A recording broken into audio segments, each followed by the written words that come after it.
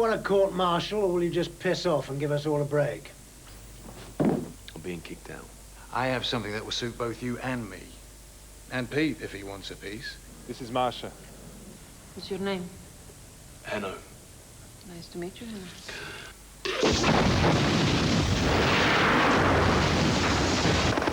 Get on the ground! Put the weapon down, for Christ's sake!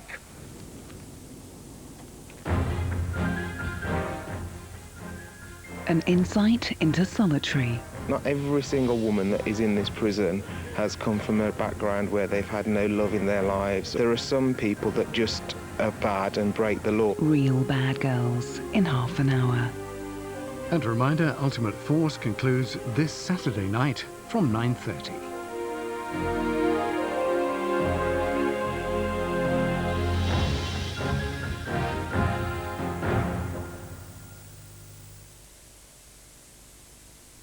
At PC World, stamping down on prices is only the beginning, because we're with you for the long run too. Helping you find the right products for your every need.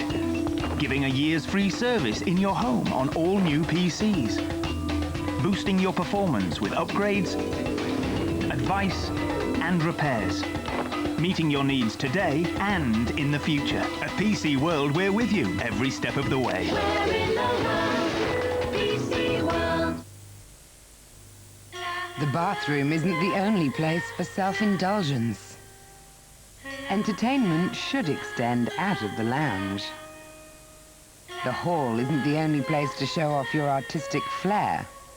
And why only experiment in the bedroom? Get creative. Sharwood's stirring stuff.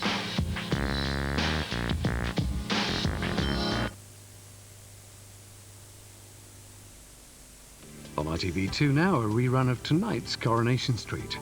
And tonight, meet the real bad girls in half an hour after the news. Falconio murder breakthrough supports girlfriend's story. Princess Anne ordered to court over a dog attack. Search for the Washington sniper. Is he taunting the police? And the strange story of drivers in Wales and cooking oil.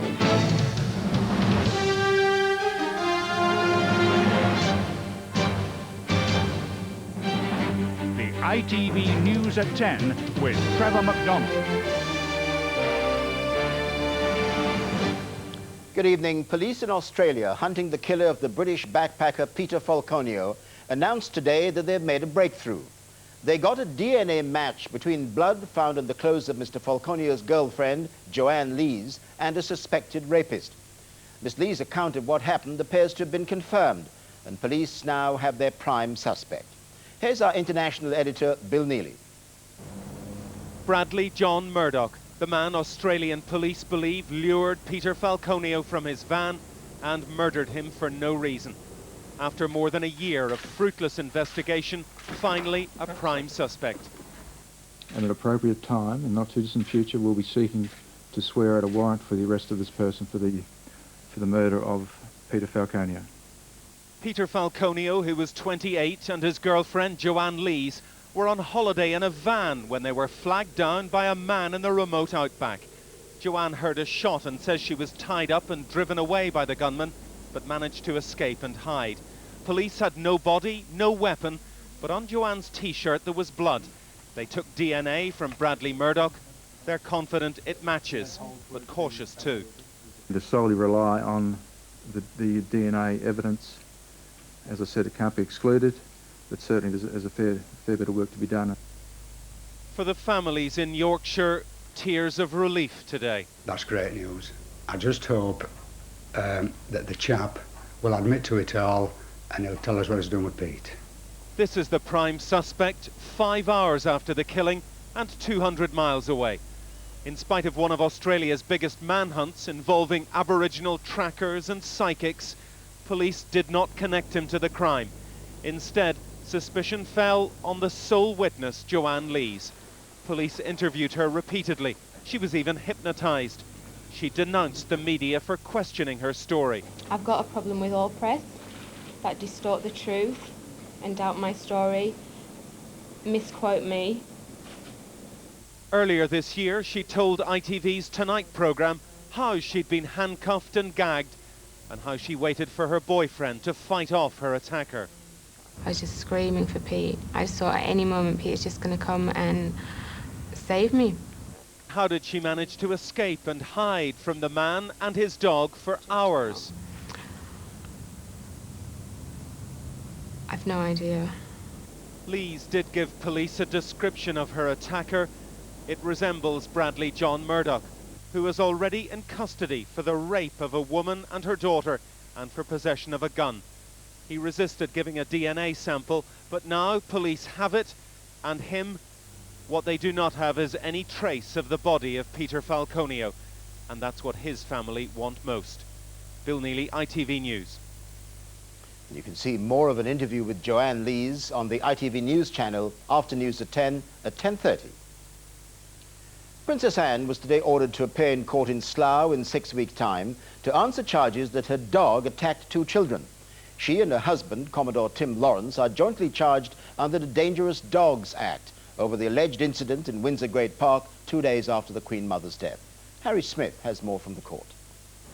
She's often said she prefers to be treated the same as everyone else, and she will be. When the Princess Royal walks through these doors, her bag will be subject to the usual security check. She'll then sit in a court and answer a summons brought under her married name, Mrs. Anne Lawrence. It was while she was staying at Windsor Castle 2 days after the Queen Mother's death that Anne is alleged to have fallen foul of the law. She and her husband are said to have been walking their dogs in Windsor Great Park when one of them bit 2 children. The park's bylaws stipulate that dogs must be kept under control, but as this confrontation shows, not all owners obey.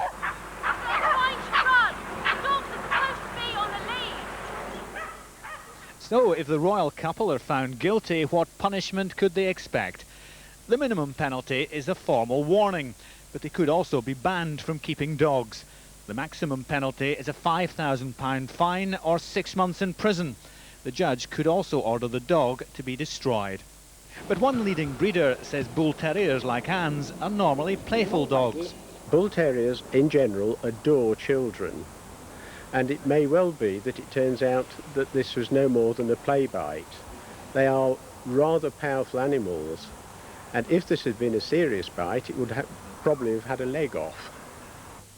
Princess Anne, whose only previous brush with the law is 4 speeding convictions, couldn't attend the court hearing because she's in Ethiopia with the charity Save the Children. You have to go back more than 100 years to find the last time a member of the royal family in direct line to the throne appeared in a court of law. That was in 1890, when the then Prince of Wales was giving evidence in the case of a friend accused of cheating in an illegal game of cards. On that occasion, he was, of course, a witness. Princess Anne will be the first senior royal to stand in court as the accused. Harry Smith, ITV News, Slough. Talks between the Irish Prime Minister Bertie Ahern and Tony Blair have just broken out in Downing Street. They've been trying to work out how to save the Northern Ireland peace process. Mr Ahern admitted as he went in that there were serious difficulties, but he said the Good Friday Agreement was still the best basis for progress. Our senior political correspondent Joe Andrews is in Downing Street. Joe, do we know what went on inside number 10? Well, we don't know for certain yet, but from what Mr Ahern said as he went in, it was pretty clear that he was accepting that suspension of the Assembly was all but inevitable. And my guess is that for the past 2 hours, what Mr Blair, Mr Reid and Mr Ahern have been discussing is what they do next. The problem isn't suspension. We've been here before. If this suspension goes ahead, it would be the 4th in 4 years. The problem this time is how they put the pieces back together again, and I suspect that that's what they've been discussing. So, Joe, what does that suspension mean then, given what you said, to the peace process? Well, it doesn't mean an end to the peace process. The IRA are still on ceasefire, the reforms with the police service are still going to go ahead, the dialogue between North and South still goes ahead. The problem is that the political process itself has run into the sand. As I say, there have been suspensions before, but they've been relatively short. The longest was a few months. This time round, no one at this stage can yet see how confidence could be put back, how everybody could gather again, and how the political process could restart. We're going to see Gerry Adams in there tomorrow morning. Perhaps we'll get some answers after that. But it's a much more serious problem on the political front, and this suspension could really be a long one, up to a year, say some people. Joe Andrews, thank you. There's to be an even tougher crackdown on parents of children who pay truant. Figures show that the number of pupils staying away from school hasn't gone down. Town centre patrols by police have failed to do the trick, so parents will now be prosecuted under a new fast-track process if their children skip classes. The Conservative leader Iain Dunked-In-Shit has been polishing the speech he'll make to the party's conference tomorrow. He'll say that if the party hasn't learned from the last two elections' defeat, it will lose again. From Bournemouth, here's our political editor, John Sargent. Iain Dunked-In-Shit, again in the spotlight tonight, is hoping to switch the public's attention away from all those damaging headlines about Lord Archer and John Major. But in his speech tomorrow, he still won't be able to resist a backward glance. Although he won't mention them by name, Iain Dunked-In-Shit will take a swipe at both of his predecessors, John Major and William Hague. He will say tomorrow, the challenges changed, but we did not change to meet those challenges. People too often remember the hurt we caused and the anger they felt. And referring to their last two election defeats, the Conservative leader will say, until people see that our party has learnt the lessons of 1997, we will go on getting the result of 1997. The mood in Bournemouth this week has been sober and thoughtful. This conference is about beginning to win again. It's about rediscovering our self-confidence. It's about being proud to be Conservative again. There's been a raft of new policies. Today, the Shadow Home Secretary suggested that drug addicts should be handed over to the authorities by their parents or by other people who know them.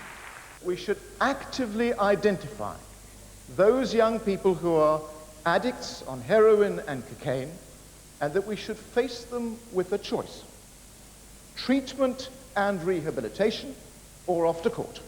When Mr. Dunked-In-Shit speaks here tomorrow, he'll say to those Conservatives still squabbling about the past, you stay in the past, we are moving on. But the fact that he has to say it suggests that the Tories are still some way from getting to the point where they stop sounding defensive. John Sargent, ITV News, Bournemouth. Looking forward to the speech by the Conservative leader tomorrow. Still to come on News at 10 tonight. Police find a chilling note from the Washington sniper. A frosty reception for the Queen on her Canada tour. And why are some Welsh drivers buying gallons of this? We'll have the answer when we come back.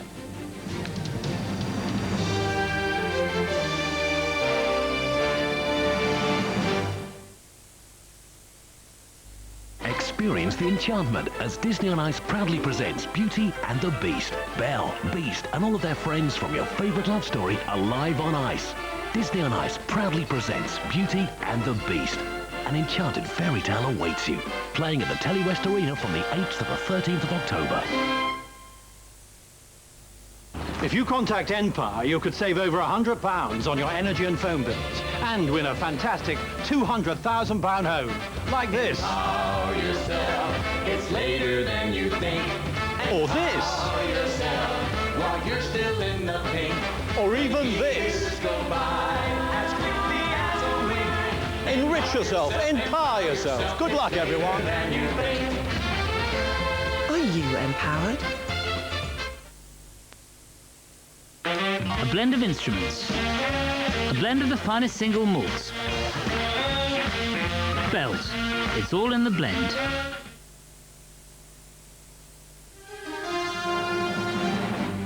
Welcome back. There was a bizarre discovery today in the hunt for the Washington killer marksman. Close to a shell casing of the bullet that critically injured a schoolboy, police found a tarot card with the words, "Dear policeman, I'm God." The marksman's attacks have all been in the region surrounding Washington, D.C. His two most recent shootings have been some distance away, but he first brought terror to the streets of its close suburbs.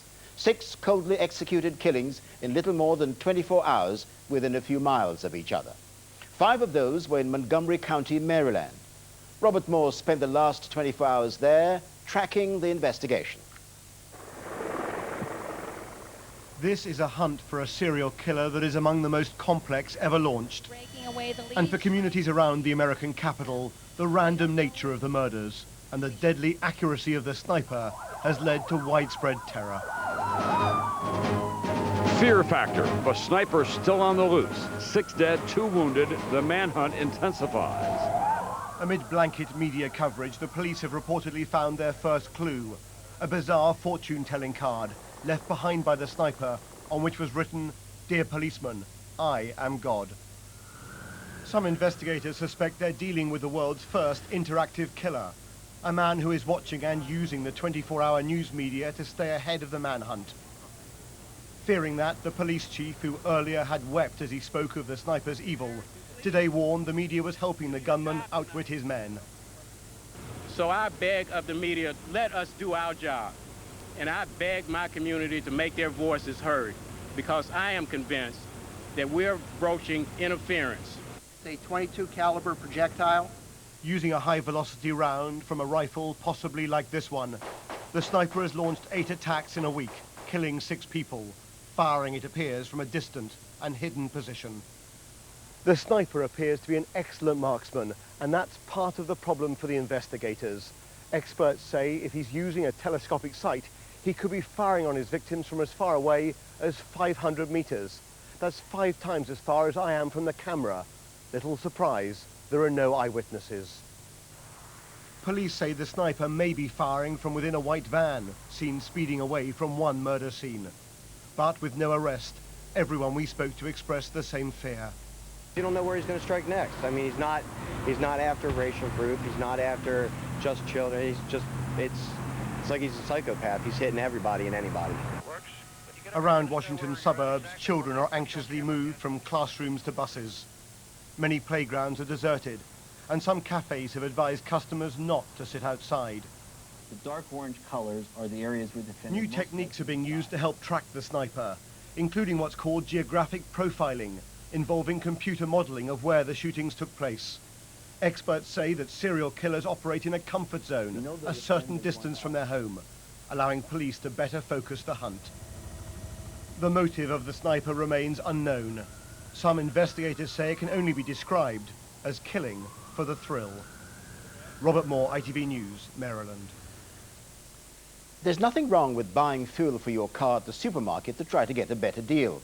But a handful of drivers in Llanelli have gone too far.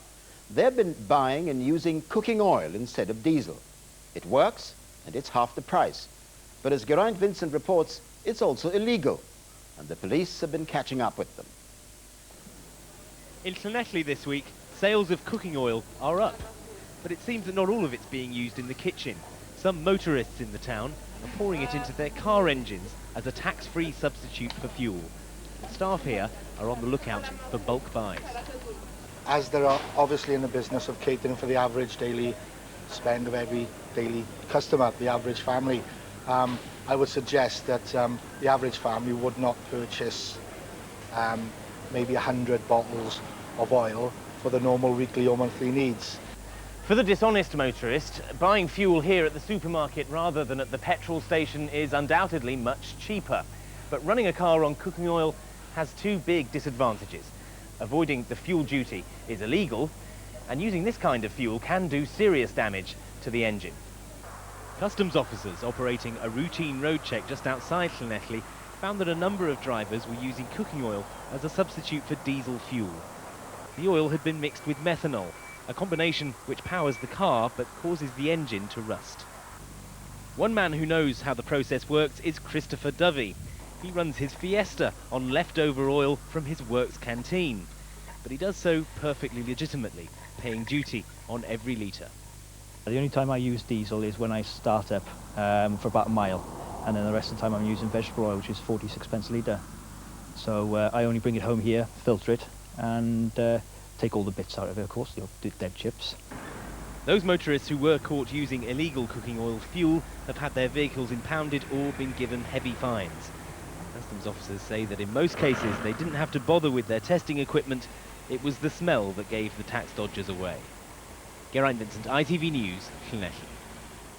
Coming up in a few minutes, why the Queen and the Duke of Edinburgh were almost frozen out in Canada, despite a warm welcome in Winnipeg, and what went wrong when they took to the river. We'll have all that after news from your part of the country. Thanks, Trevor. Good evening. Angry parents are tonight vowing to fight plans to close a dozen nursery and primary schools. Education officials in South Tyneside say the closures are vital to tackle the growing problem of surplus places because of fewer pupils. There was no doubting the strength of feeling among parents, pupils and teachers who gathered outside South Shields Town Hall this afternoon. All say their schools are a treasured part of their communities and should stay.